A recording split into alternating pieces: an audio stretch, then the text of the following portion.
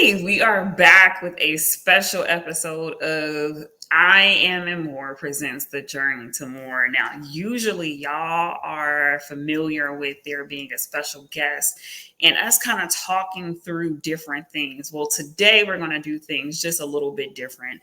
Today it will be me sharing more about the journey to more, but today we're really leaning into surviving the lows of becoming great.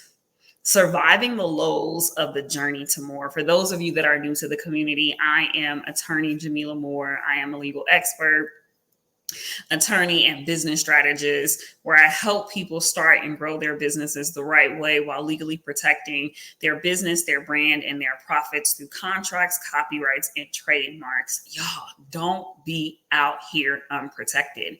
And so typically you're used to seeing something different if you have been around this channel, right? But the reality is I am different. So everything that will flow from here on out will not be the same. And some of my listeners love to talk about, I love when you say you're going to get transparent. And so this is birth out of transparency. This is birth out of what will be next. And I believe that this is going to help a lot of people. So go ahead and subscribe to the channel and share this with as many people as possible, because we're journeying through what it means surviving the lows of being great. Recently, I encountered something that I never would have thought I was going to encounter in life, where piece by piece by piece by piece, my life started to fall apart. Life as I knew it was never going to be the same. Literally one day I was talking about a sense of feeling like it was time for me to move out of my place. The next day, I'm learning of like all of these issues in my place. Fast forward to me not knowing that I was never going to have a night of sleep in that room that way ever again in life. And I don't know about you, but have you ever experienced something where the next moment life totally changed for you and it was never going to be the same? Well, if you haven't, kudos to you. But for some of us, we have. And so that led to a series of events that put me in a place where I was between what we like to say a rock and a hard place. And it was in that rock and a hard place that life as I knew it was just crumbling in so many different ways. And, sometimes when you go through things, you're like, okay, one thing, all right. Two things, okay. Three things, this is getting tiring. But 15 things, that's how I felt like quarter three. So the summer months for me was just like thing after thing after thing after thing after thing. And me trying my absolute best not to crumble. But let me lean into one day. I believe it might have been August 9th, 2023. This was like the straw that broke the camel's back. And I just couldn't believe it. I could not believe it. And so I'm on the phone with other attorneys because although I am an attorney, I don't do landlord-tenant issues for the most part, nor do I do anything surrounding like housing on that end. And health and safety of buildings. And so I was sitting there and it seemed like no one could give me answers. No one could help me. They couldn't find my report that I'd initially filed. And there were no words that day. The only thing that there was that day were tears. And my mother called me maybe 4 times that day. And on the third time, she said, Jamila, you got to have faith. You got to get up. And I was like, you actually can't tell me that. Like, you haven't taken the hits. You haven't showed up and still, mustered the strength to be whoever it was that I was at that moment. And this was a moment where I was between a rock and a hard place. And it was at that rock and a hard place that I was just in tears. And I remember laying on the couch, which had become my bed. I no longer had a bed, it was in the trash. I was laying on my couch, aka my bed at the time. And I said to God, like, we have two options here. You're either going to bring me out of this or you want everything to fully crumble. And whatever route that it is that you have ordained for me, I'll take it. I will take it. But I need your strength to actually help me navigate either route. Because remember, I'm in between a rock and a hard place. And so I said that to him and I said, God, give me your counsel, give me your wisdom. I do not want to make any decision. I do not want to have to deal with more issues in my life because I didn't go to my source. And so as I was going through that, as I was crying through that, like that boo-hoo crying, something in my spirit said, go on YouTube. So I go on YouTube and there was a message that I'd already listened to the prior Sunday, but it was the replay. And now this ministry had extracted out a portion of the replay and placed it at the beginning. And so I'm sitting there, I'm like, I had already just accepted defeat. I was like, I can't do anything tomorrow. I have calls set up. I'm canceling everything. I'm just going to just lay here, cry, and whatever happens, happens. And so I go on YouTube and I accidentally clicked Pastor John F. Hanna's Get Up. And then it literally said, get up. You are not listening to this by accident. And it had a whole host of instructions. And it was in that moment, sometimes we watch those movies and they're like, boom, clear. That's what happened for my soul and my spirit in that moment. So that was 3 calls in with my mother. Then we land at 4 calls in with my mother. And the 4th call in with my mother, she's like, you sound better. What's happening? I said, I had to get up. It was nothing I could do laying down. And so it was in that moment where I was stuck between a rock and a hard place that I didn't depend on my intellect. I depended on the only source that I could think of. And I called out to God for counsel and wisdom. And that's started the transition to get me out of a rock and a hard place. And so that's one key that everyone could use that's listening to this when it comes to surviving the lows of becoming great. Because if there is something great down on the inside of you, if you are going to journey to more, that means that you're going to have to survive some low moments. And what that means is if you're not a believer, I don't know who you believe in or what you believe in, but you will have to depend on something outside of you to do the impossible. And I think the thing that made it even more challenging was that prior to that, I had understood that I was supposed to move halfway across the country. So I'm dealing with life and I have an instruction to move halfway across the country.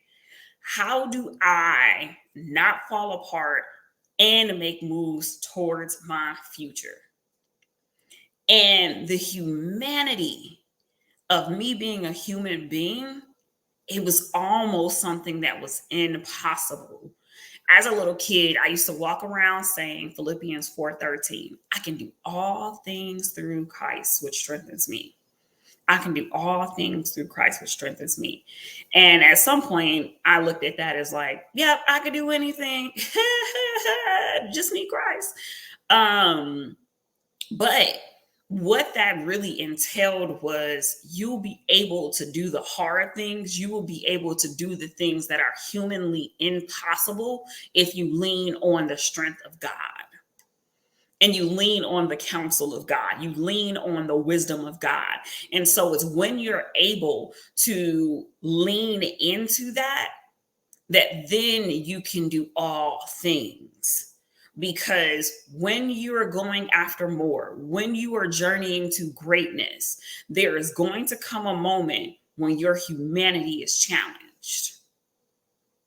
And when your humanity is challenged, what are you leaning on?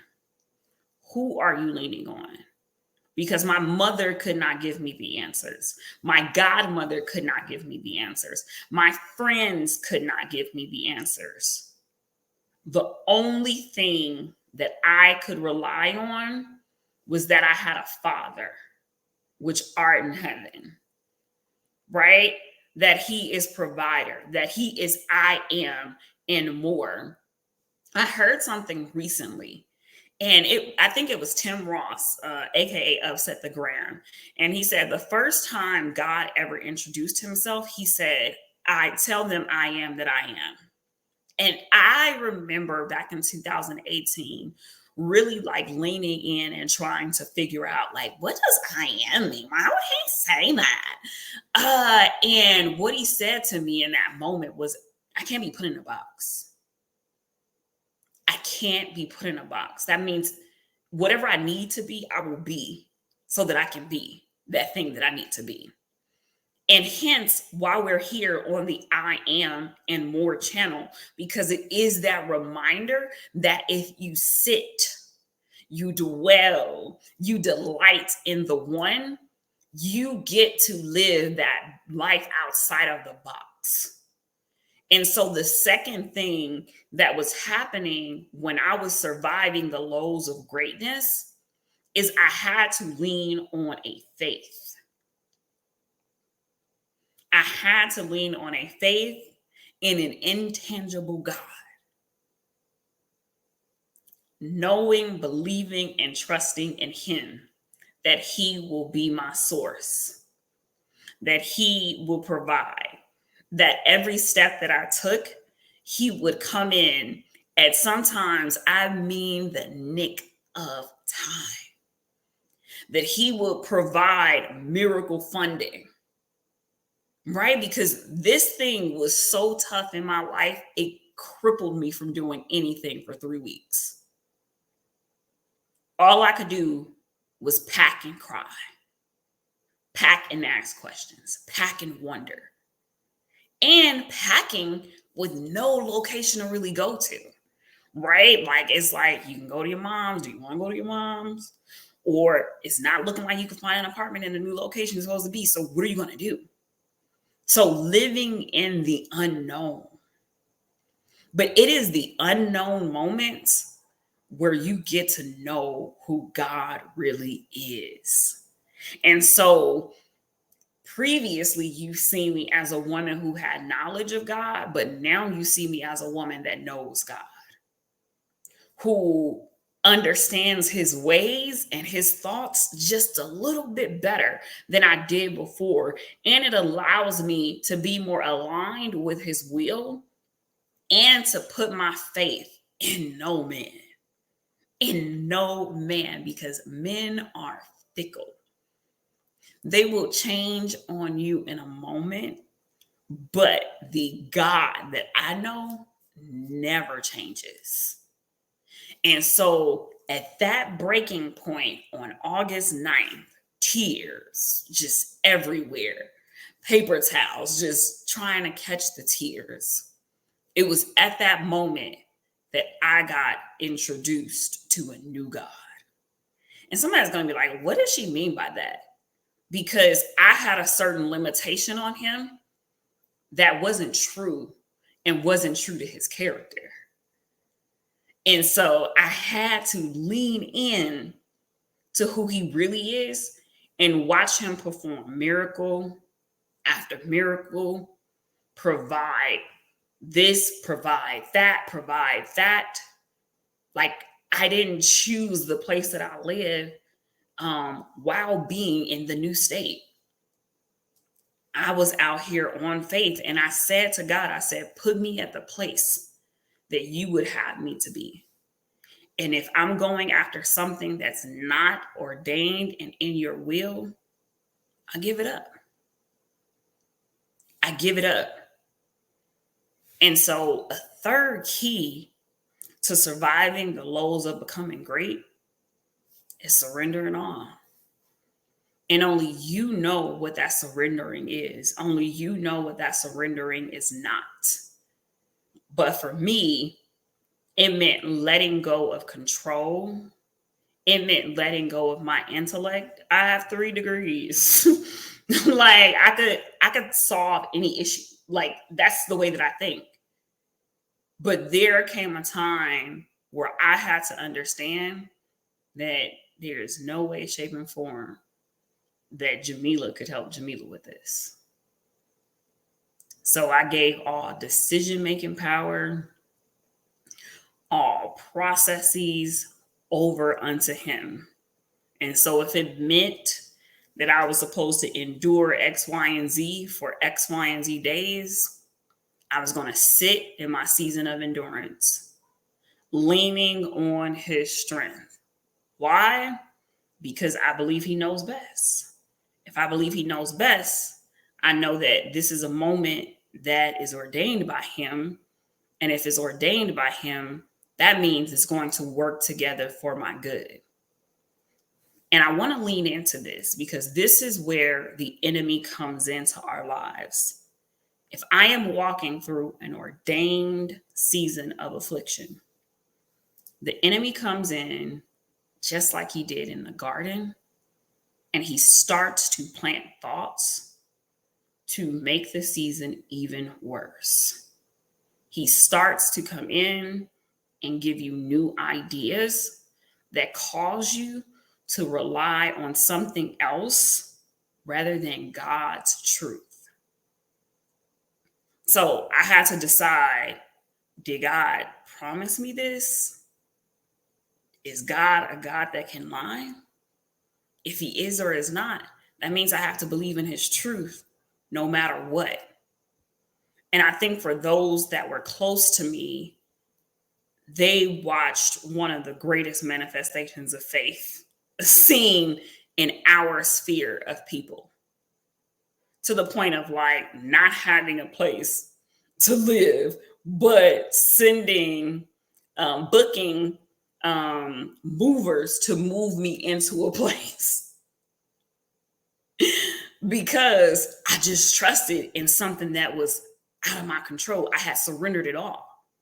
And I said, well, he's either going to give me a place or I'm going to have to cancel. And relinquishing that control ushered me into a season of freedom. Relinquishing that level of control stopped the enemy in his tracks because he couldn't figure out, okay, I threw this at her. I threw this at her. I threw this at her. And now it's almost like she's created this shield and is unbreakable in a sense. But it's like, oh, you did this, you did that, and now you want me to pay you after you did this and that?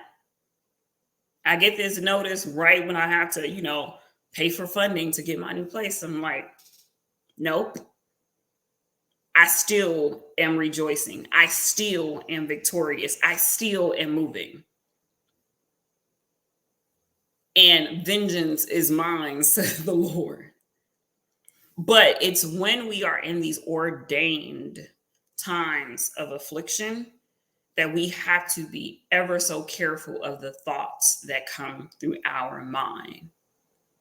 Like for the first time in quite a few years, like I didn't really get to celebrate my birthday in a way that I deem, celebrating.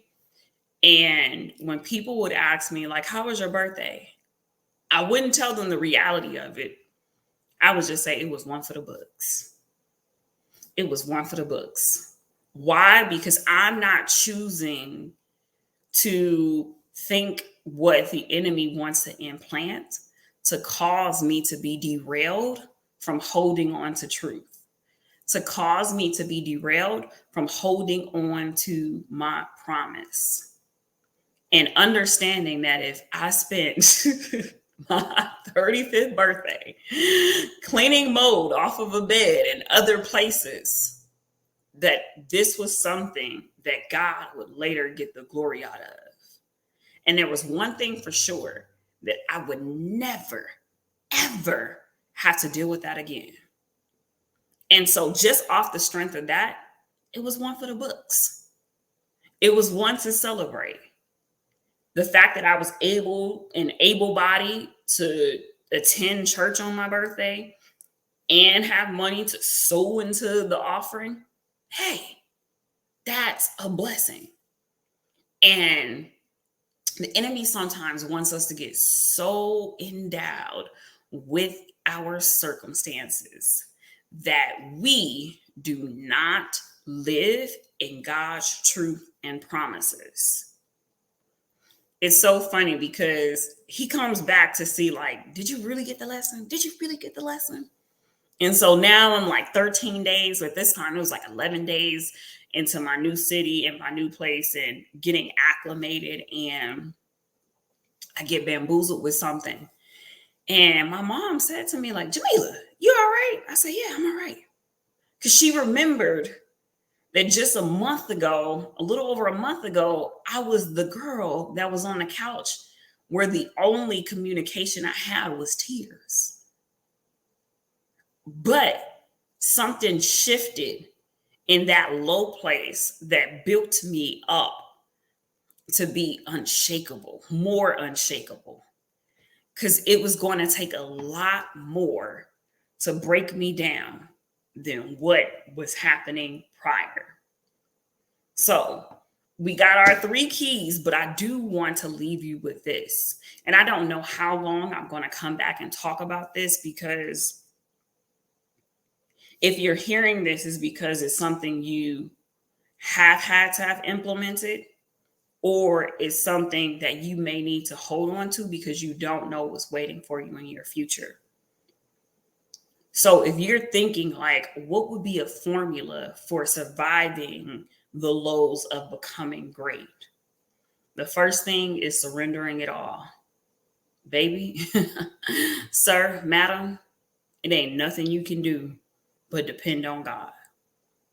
And as you're depending on God, you have to seek him for wisdom and counsel on what it is and how it is he's going to help you get through and navigate the low. Third thing is, you have to go back to that Philippians 4:13 and know that you need his strength. Your intellect, your connections, your money won't even work for you. Your credit score won't even work for you. You will need the strength of God and favor so that you can do the thing that is possible and watch him do the thing that is impossible.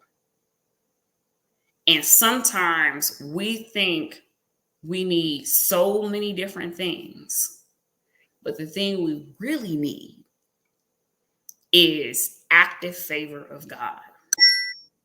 And when you have active favor of God, now you have an asset that is foolproof wherever it is that you are navigating. Whatever it is that you are navigating, whoever it is that you are navigating. And so, because I serve an unstoppable God, an unshakable God, and have surrendered it all to him, even for me to be here sharing this, I don't tell nobody my business. But it's bigger than me. It's not about me anymore. It's about the millions of lives that I'm called to touch. It's about the people who need to hear this to navigate surviving the lows of becoming great. It's about you. And so some of you are going to be like, Jamila, this was great. I want to connect with you. I want to learn more. Here's how you can reach me on all these social media handles. My personal page is Jamila Moore Esquire. And I look forward to getting maybe some comments. I look forward to getting DMs. I look forward to getting messages. I look forward to getting emails. I look forward to hearing from you. If I am here today to tell you about this, it's because there's something that God has taught me that could help lead you through whatever it is that you're going through. And I don't want you to give up on your journey to more, because God wants to remind you on today that He is the I am, and He can do exceedingly abundantly and above all that you could ever ask, think, because our ways are not His ways, our thoughts are not His thoughts. And so give up and let God do Him. And you'd be surprised, because now I get to be a new me. And a new me makes me a better me for all the people who are connected to me. All right, y'all. It's been a special edition Journey to More. I will see you all soon. Take care.